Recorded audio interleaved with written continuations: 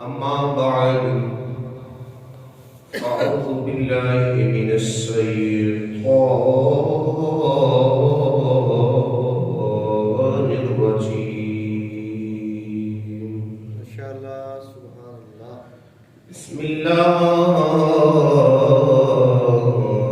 الرحمن الرحيم.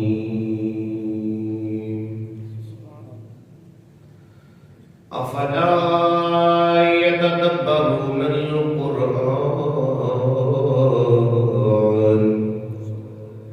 أم على قلوب أقفالها. آمنت بالله صدق الله مولانا العظيم وبلغنا رسوله النبي الكريم العميم. ونحن على ذلك لمن الشاهدين والشاكرين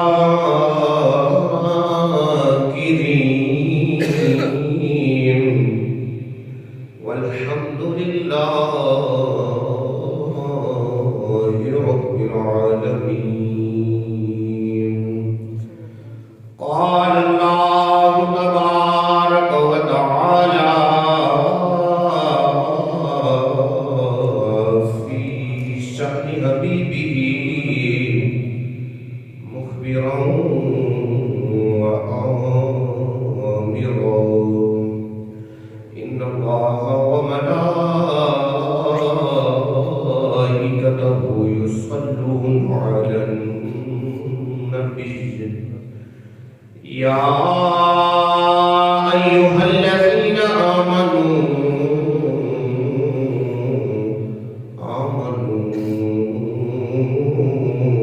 صلوا عليه وسلموا تسليما. اللهم صل على سيدنا ومولانا محمد وعلى آل سيدنا ومولانا محمد وبارك وسلم وصلوا عليه. بڑی الصلاة والسلام عليك يا سيدي يا رسول الله. الصلاة والسلام عليك يا سيدي يا حبيب الله. الصلاة والسلام عليك يا سيدي يا رحمة للعالمين. وعلى آلك وأصحابك يا سيدي يا محمد رسول الله صلى الله عليه وآله وسلم. نادي عليا مظهر العجائب تجده أولى نقف النواعب. كل هم وغم سينجلي بعظمتك يا الله وبنبوتك يا محمد وبولايتك يا علي يا علي يا علي أدركني في سبيل الله. إمدادكم إمدادكم دين الدنيا شادكم ہر رنج و غم آزادكم يا غوث اعظم دستگیر يا غوث اعظم دستگیر يا غوث اعظم دستگیر.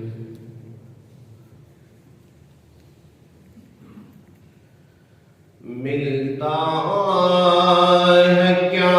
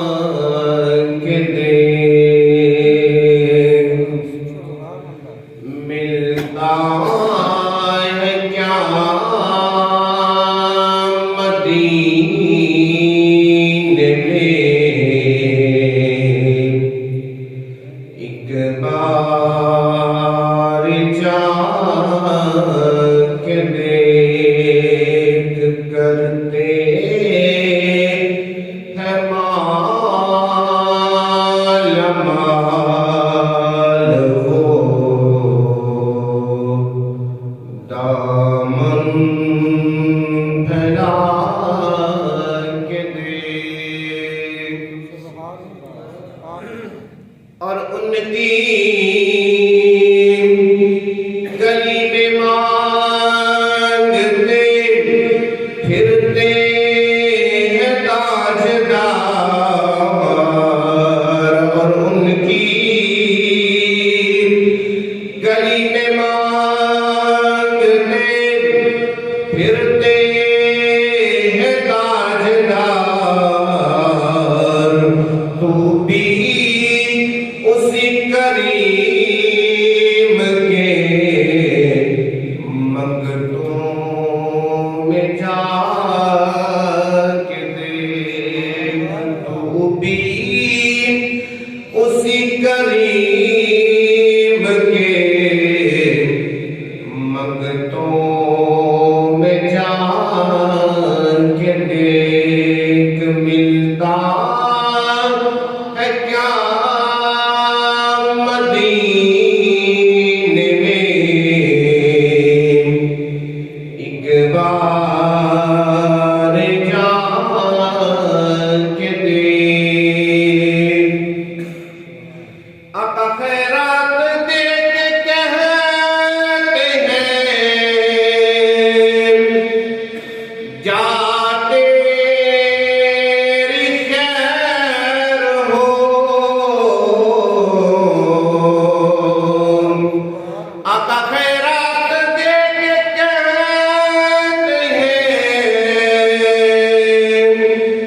جا تیری خیر ہو، بن مانگے خیر ملتی ہے، آزما کے دیکھ، بن مانگے خیر ملتی ہے، آزما کے دیکھ، ملتا ہے کیا مدینے میں، ایک بار جا کے دیکھ۔ حمد و ثنا کے بعد اللہ رب العزت کا لاکھ لاکھ شکر ہے کہ جس کی توفیق خاص سے آپ اور میں آج کی نماز جمعہ کے لیے اللہ رب العزت کے اس پاک مقدس عرفہ اور اعلیٰ گاہ کے اندر موجود ہیں۔ دعا ہے کہ رب لم یزل آج کی ہماری اس حاضری کو اپنی پاک بارگاہ کے اندر اسے شرف عزت و قبولیت عطا فرمائے، اور ہمارے لیے اس کو ذریعہ بخشش و نجات بنائے۔ یہ دور بڑے فتنوں کا دور ہے، اور اس دور کے اندر ایمان بچانا اور عقیدہ صحیحہ پر قائم رہنا بڑا مشکل ہو چکا ہے۔ الہدا جیسی گمراہ کن نظریات پھیلانے والی جامعات قائم ہو چکی ہیں، جن کی پشت پر غیر ملکی سرمایہ کی بارش ہو رہی ہے۔ ایسی طاغوتی طاقتوں کے خلاف ٹکر لینے کے لیے اللہ رب العزت نے یہ اعزاز اہل سنت والجماعت کو عطا کیا۔ بس جس میرے بزرگ کو بھائی کو سمجھ آئے وہ سبحان اللہ ماشاءاللہ زبان کو حرکت کے اندر رکھے۔ میں نے قرآن مجید فرقان حمید کی ایک آیت کریمہ تلاوت کرنے کا شرف حاصل کیا ہے۔ بظاہر یہ ایک سنٹینس ہے، ایک جملہ ہے، مگر اس میں اللہ پاک نے 3 چیزوں کو بیان کیا۔ میں پھر دہراتا ہوں اپنا جملہ تاکہ ذہن نشین بات ہو جائے۔ بظاہر ایک سنٹینس ہے، ایک جملہ ہے، مگر اس میں اللہ پاک نے 3 چیزوں کو بیان کیا ہے۔ کتنی چیزوں کو؟ 3 چیزوں کو۔ قرآن پاک سے ہمارا تعلق نہیں رہا، ہمارا رابطہ کٹ گیا ہے، وگرنہ آج جتنے بھی مسائل ہیں، مشکلات ہیں، ان سب کا حل قرآن مجید ہمیں عطا فرمائے۔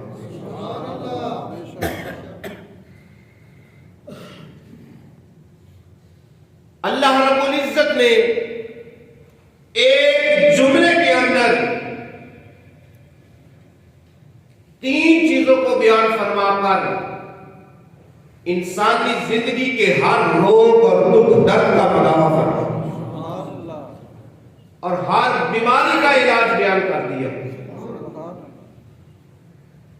سب سے پہلے یہ بیان کیا کہ بیماری کیا ہے، پھر یہ بیان کیا کہ بیماری کیوں لگی ہے، اور پھر یہ بیان کیا کہ یہ جو بیماری لگی ہے یہ دور کیسے ہو۔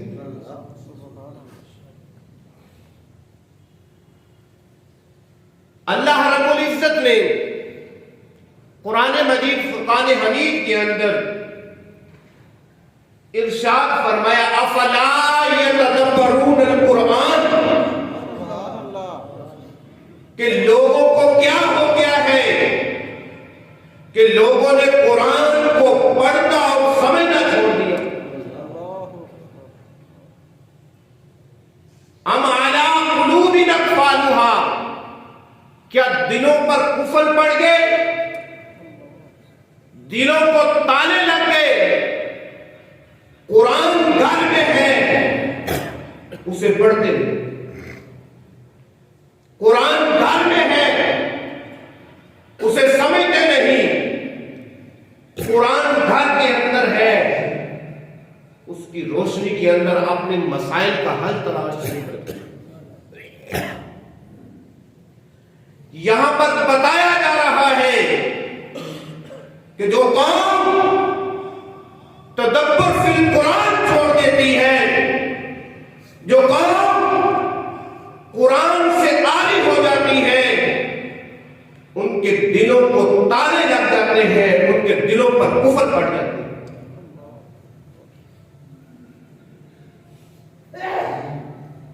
بیماری کیا ہے؟ بیماری بولے ساتھ دے، بیماری کیا ہے؟ قرآن کو پڑھنا اور سمجھنا چھوڑ دیا۔ کیوں لگی؟ غور و فکر ہی نہیں کیا، غور و فکر ہی نہیں کیا۔ جب یہ بیماری لگتی ہے تو پھر کیا ہوتا ہے؟ پھر ذلت آتی ہے، پھر دنات آتی ہے، پھر کمیونٹی آتی ہے، پھر معاشرے کا امن تباہ و برباد ہو جاتا ہے، پھر بیٹیوں کی آنکھوں میں حیا نہیں رہتا، پھر اولاد کے دل میں ماں باپ کا ادب نہیں رہتا، پھر شاگردوں کے دل میں اساتذہ کی تعظیم نہیں رہتی، پھر بڑوں کا ادب نہیں رہتا، پھر حضور علیہ الصلوۃ والسلام کی امت کا خون پانی سے سستا ہونے لگتا ہے۔ پھر وہ قوم کہ جس کی تقدیر کے فیصلے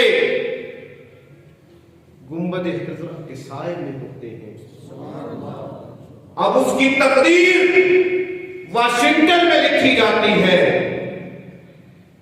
پھر تخت و تاج کے مالک امریکہ کے کتے بن جاتے ہیں، پھر ضمیر خریدے جاتے ہیں، پھر برسر منبر دین بکنے لگتا ہے، پھر عزتیں نیلام ہونے لگتی ہیں، پھر انسان کا چین ختم ہو جاتا ہے، سکون اٹھ جاتا ہے، زندگی اجیرن بن جاتی ہے، پھر جگہ جگہ تجارت کی منڈیاں لگتی ہیں، پھر طریقت ایک بزنس بن جاتا ہے،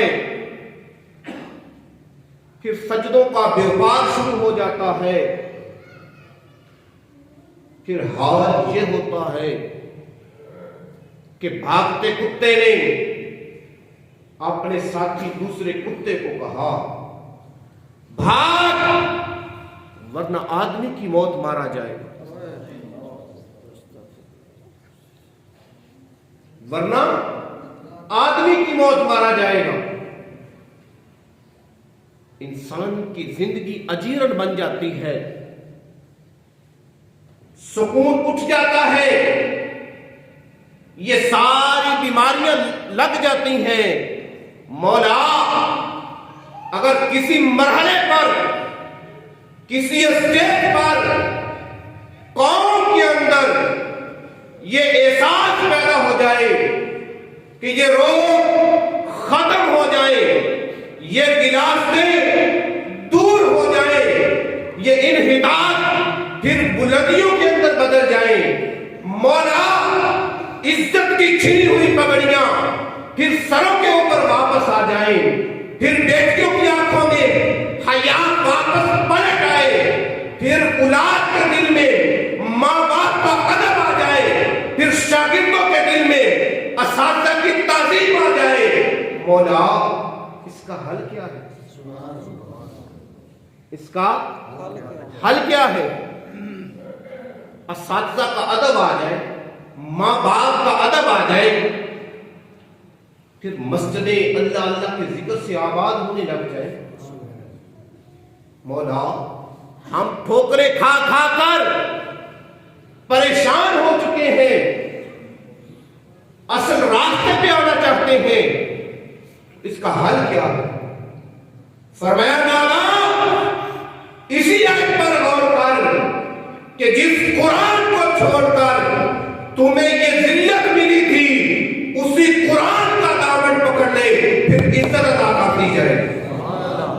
کہا رومانٹک ناول چھوڑ دے، ڈائجسٹ چھوڑ دے، اخبار جہاں چھوڑ دے، نادان اس اخبار کو پڑھتا ہے جو تجھے ایک دن کی خبر دے رہا ہے، جو تجھے ایک ہفتے کی خبر دے رہا ہے۔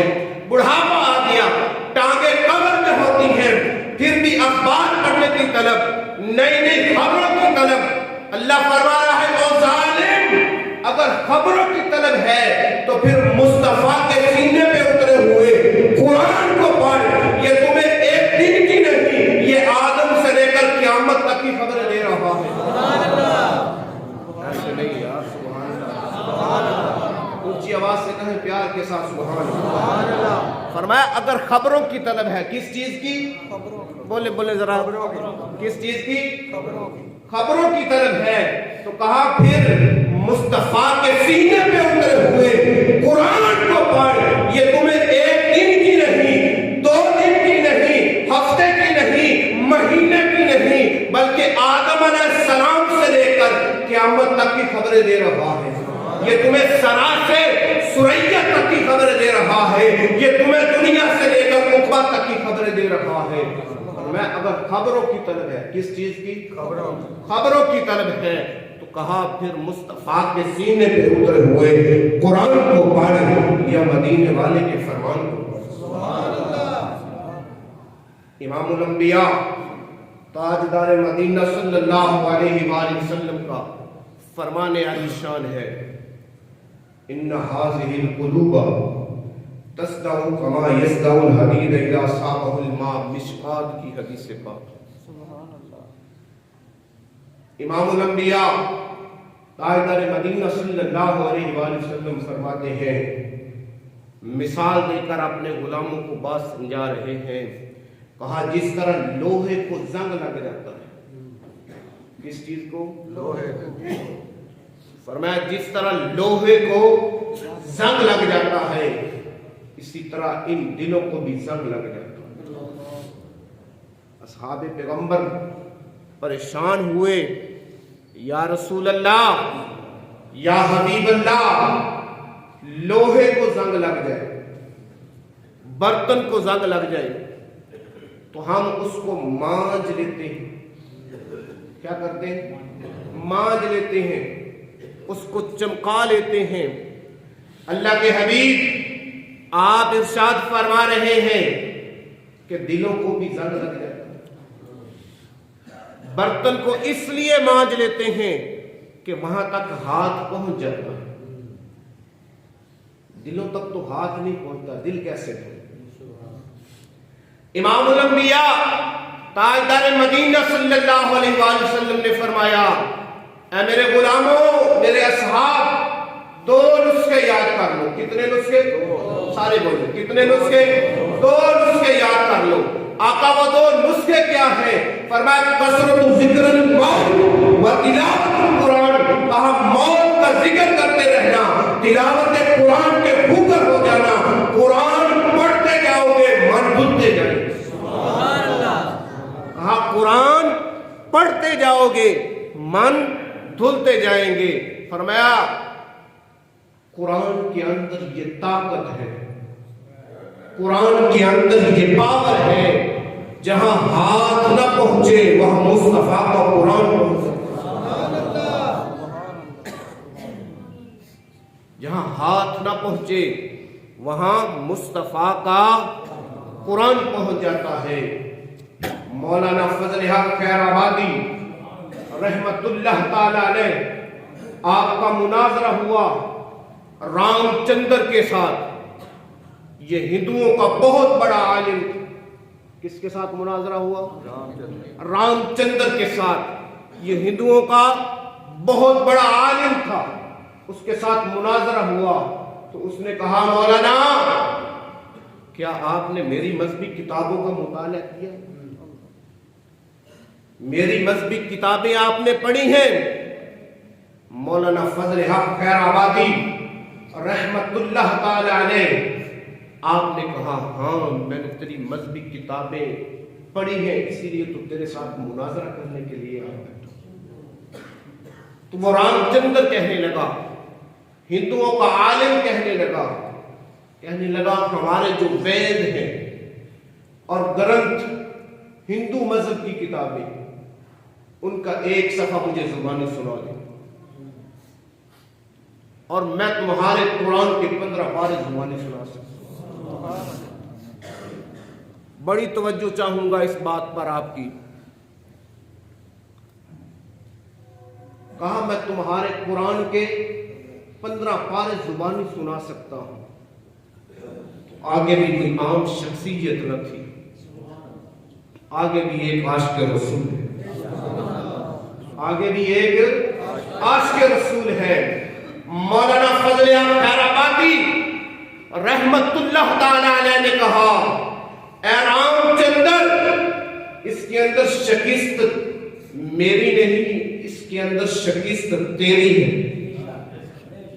تیرے مذہب کی کتابیں اتنی بوکس ہیں، اتنی بور ہیں کہ ان کا ایک صفحہ بھی زبانی یاد کرنے کو جی نہیں چاہتا۔ یہ مصطفیٰ کریم کے قرآن کا اعجاز ہے کہ کافر بھی پڑھے تو سینے کے اندر گھر بنا لیتا ہے۔ سبحان اللہ، سبحان اللہ، کیا بات۔ فرمایا کافر بھی پڑھ لے تو سینے کے اندر گھر بنا لیتا ہے۔ آج مسلمانوں، میں آپ سے یہ مخاطب ہو کر کہنا چاہتا ہوں کہ آج اپنے اپنے گھروں کے اندر دیکھیں، اپنی اپنی مساجد کے اندر دیکھیں کہ ہم قرآن کے ساتھ کتنا آپ کا ربط ہے، ہمارا کتنا ربط ہے، ہم قرآن سے کتنا دور جا رہے ہیں۔ امام الانبیاء تاجدار مدینہ صلی اللہ علیہ وآلہ وسلم نے کہا اگر دنیا کو فتح کرنا چاہتے ہو تو آپ مدینے تجھے رسول نسخہ دیتا ہے۔ یہ کون کہہ رہا ہے؟ یہ کوئی مولوی نہیں کہہ رہا، یہ کوئی عالم نہیں کہہ رہا، کوئی محدث مفسر نہیں کہہ رہا، بلکہ آمنہ کا لال خود فرما رہا۔ کہا اگر دنیا کو فتح کرنا چاہتے ہو تو آپ مدینے تجھے رسول نسخہ دیتا ہے۔ آقا کیا نسخہ ہے؟ فرمایا افتتحت القرآن بالسیف و افتتحت المدینہ بالقرآن۔ ہر حکمران نے علاقوں کو فتح تلوار کے زور سے کیا ہے، لیکن محمد عربی نے مدینے کو فتح قرآن کے زور سے کیا۔ محمد عربی نے مدینے کو فتح قرآن کے زور سے کیا ہے۔ یہاں مجھے ایک شعر یاد آ رہا ہے، اسی پہ بات ختم کرتا ہوں۔ استاد محترم نے مجھے 10 منٹ تک کہا تھا، 2-3 منٹ اوپر ہو گئے معذرت کے ساتھ۔ کہتا ہے میں تو کش ہوں، میں تو کش ہوں، میرے ہاتھ میں شیشہ ہے قدم۔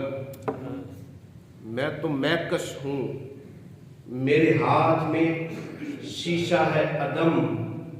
کہتا ہے میں تو شرابی ہوں، میرے ہاتھ کے اندر تو بوتل ہی اچھی لگتی ہے۔